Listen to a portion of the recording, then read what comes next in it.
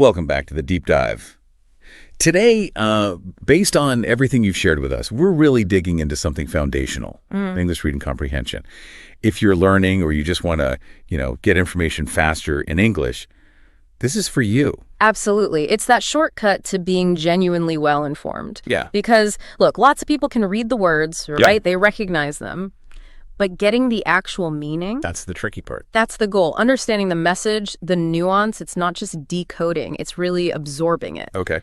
So our mission here really is to give you some simple step-by-step tools, 5 techniques to make reading English, well, easier and, frankly, more fun. All right, let's unpack this first one. Based on what we looked at, a really strong theme was this idea of purpose.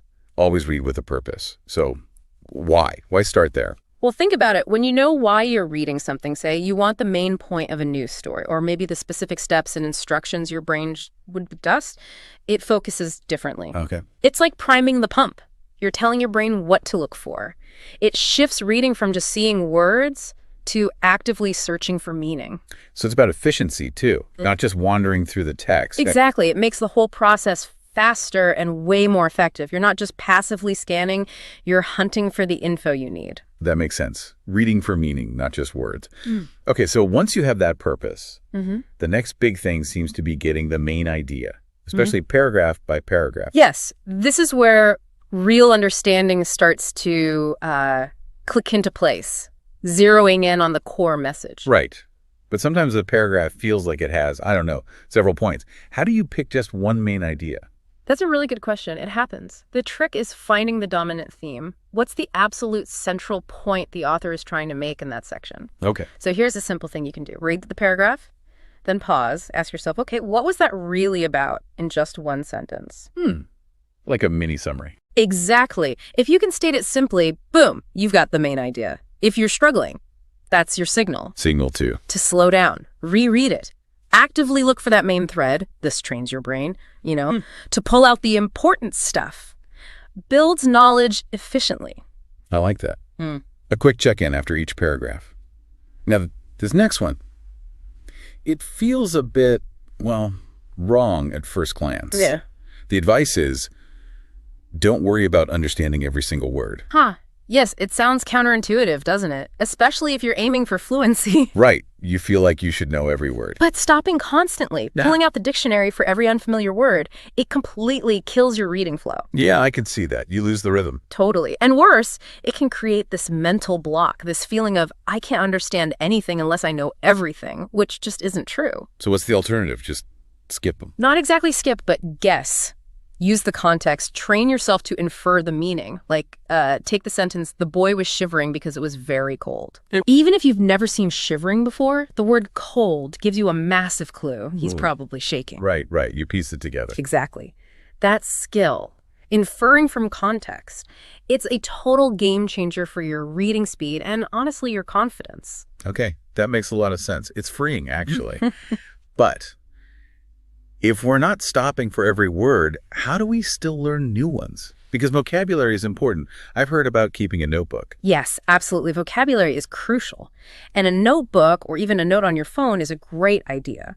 But how you use it matters. Okay. So when you hit a new word that seems important, or maybe it pops up a few times, don't just jot down the word itself. Here's the key. Write down the whole sentence you found it in. The whole sentence. Why is that?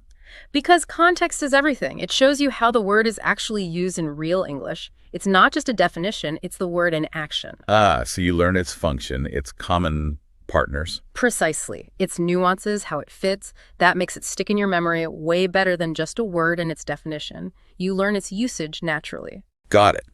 Contextual learning. Okay, so we've got purpose, main ideas, not sweating every word, and smart vocabulary building. What's the final piece? Practice. But not just any practice. You need variety. Variety, meaning? Meaning reading different kinds of things. Don't just stick to one type of text. Mix it up. Like what sort of things? Well, think about it. Short stories are great for narrative and characters. News articles give you formal language, facts. Blogs or online magazines, they often have a more conversational style, maybe some slang. Even things like subtitles on movies or TV shows you enjoy. Subtitles. That's interesting. Yeah.